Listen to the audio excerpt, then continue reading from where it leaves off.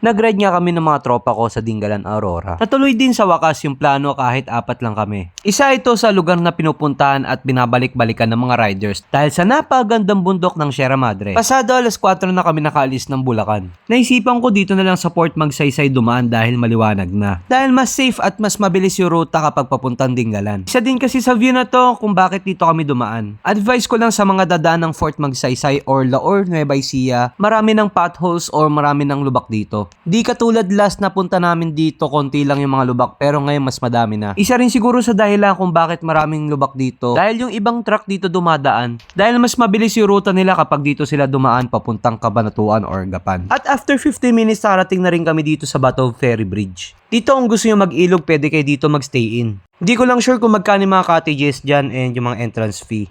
At paglagpas namin after mga 5 kilometers, eto na, nandito na kami ngayon sa Gabaldon Art. Pagdating dito, nag-picture-picture at nagpahinga muna kami dito ng 1 hour. Kita nyo naman, sino ba namang hindi mapapahinto sa ganito kagandang lugar? Ito nga rin pala yung first long ride ni Aerox B3. At yung Griffin ni Carl. Kung napanood nyo yung previous vlog ko about sa ADB 160, yung first long ride natin sa Sierra Madre or Infanta Quezon, si Carl lang kasama natin doon at si Nico. Kaso si Nico hindi pinalan na makasama dahil marami siyang kailangan asikasuhin. Pati si Marvin hindi na rin nakasama. Alam niyo na kung bakit gustong-gusto kong binabalik-balikan tong lugar na to dahil sa napakagandang view ng mga bundok dito. At after 1 hour nakarating na rin kami dito sa Dingalan Aurora o tinatawag nilang Batanes of the East. Kita nyo naman kung gaano kaganda yung lugar na to. At alam nyo na kung bakit binabalik-balikan ng mga riders tong lugar na to. Nung nag-ride nga pala kami ng araw na yun, December 28, 2025, marami ring riders na pupunta dito at nagra-ride.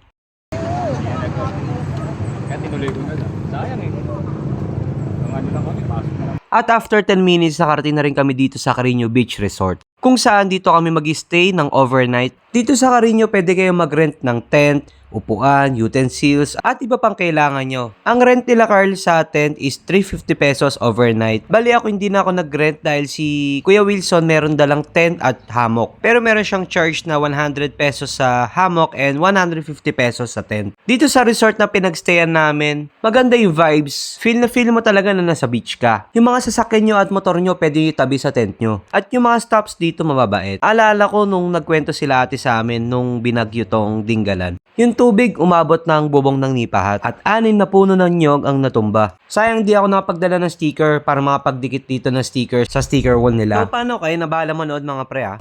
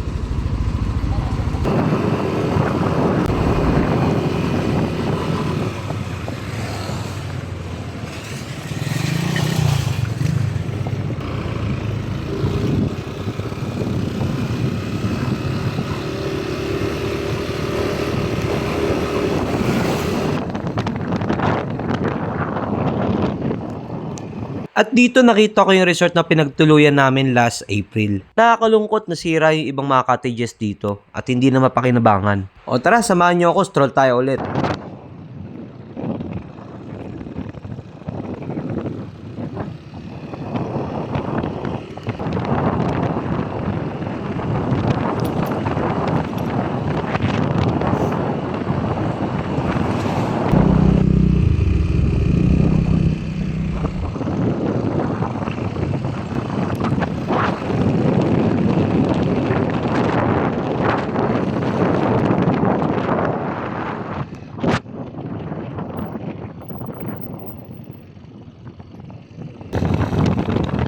At after namin magpahinga, pagdesisyonan namin na gumala-gala dito sa Dingalan. First place na pinuntahan namin is yung grotto ng Dingalan.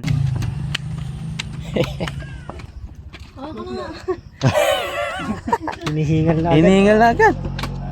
Ala na. Malakas pa ang tuhod. May nakalagay dito. Ang kasaysayan ng ina ng kapayapaan at mabuting paglalakbay. Siguro inakit niya to. Angas! Eh. Wala na, dun oh, dun. Sa gilid. Yun yung lighthouse eh. Whew! Mga tatlong gano'n sa kanya, no?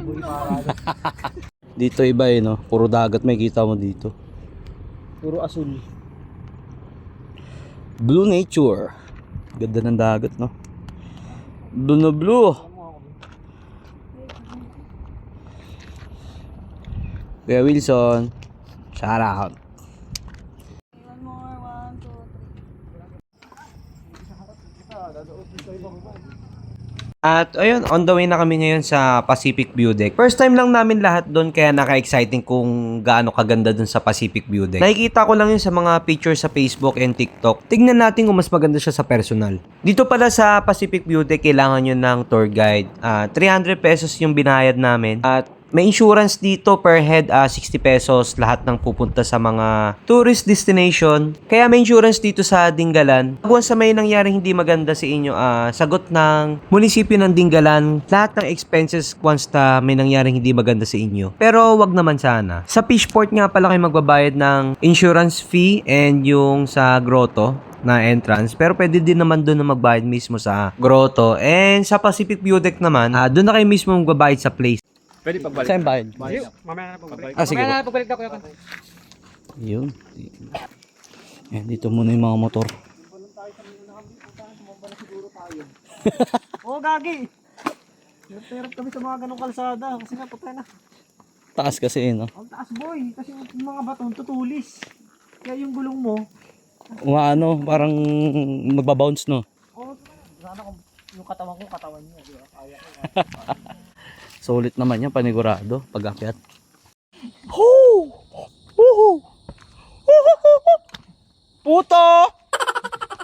Ay puta, tumingin sa daan. Baka may ahas. Hoo! Hala, tingin daw sa daan. Ano ba, naging kaibigan mo? O nga pre, ay mga ahas dyan oh. Silabasan oh. May kilala kong ahas sa Facebook eh. Trending siya. Babae pa. Ay, babae. Oo. Babaeng ahas. Kuya, malayo pa. Ay! Hingal na ako. Scam si kuya.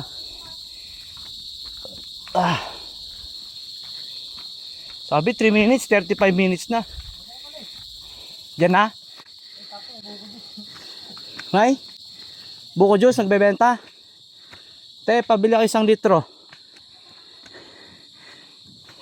Ano kaya pamika? Hindi na. Malapit na, konti na.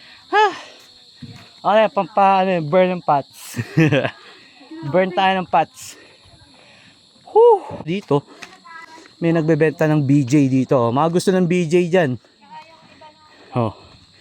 Buko juice. Pag-graduate na dito ng high school na. Sabado at Linggo. Opo, dito sila. Ay, may mga... Entrance lobby. 50 boys ang tao. Pinuuna ba yung mga estudyante dito? Oh, sheesh! Sulit naman, pre. Sulit naman. Mukha lang hindi.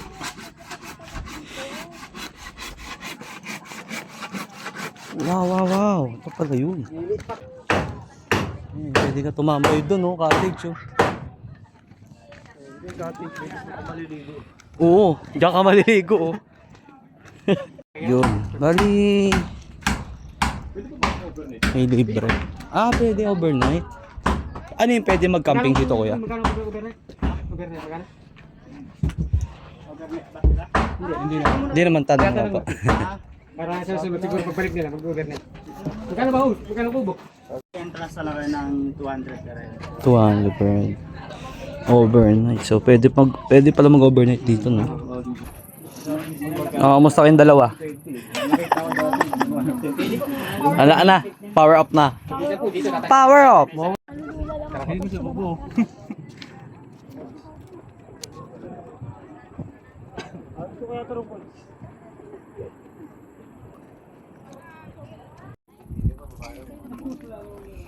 Ang lupit. Ito signal. Ang tarik po eh. Wow. Wow, wow, wow.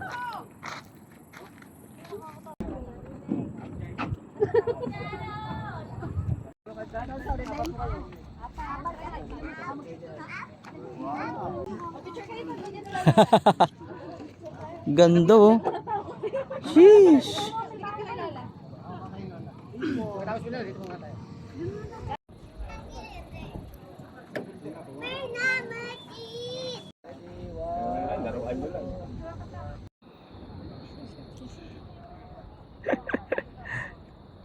Anda lang. Kasama ko si Lola.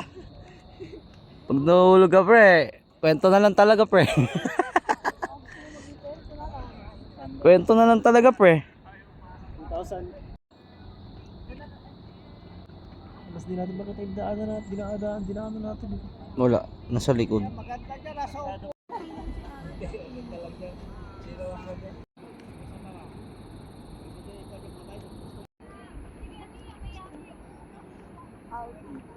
Alright, tapos na yung picture dito mga pre.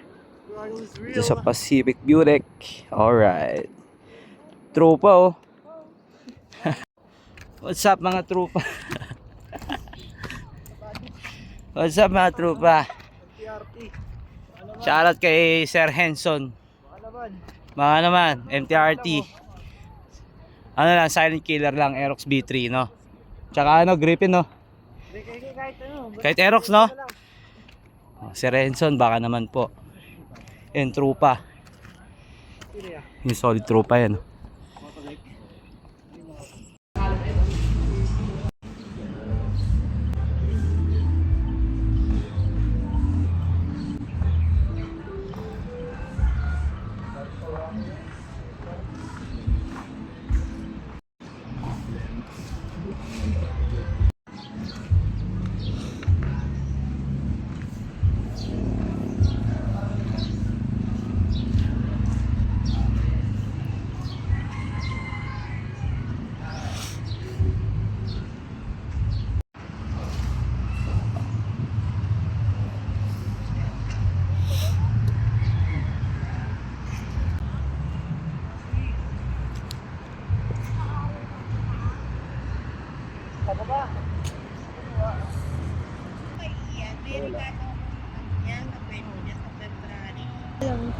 Diba?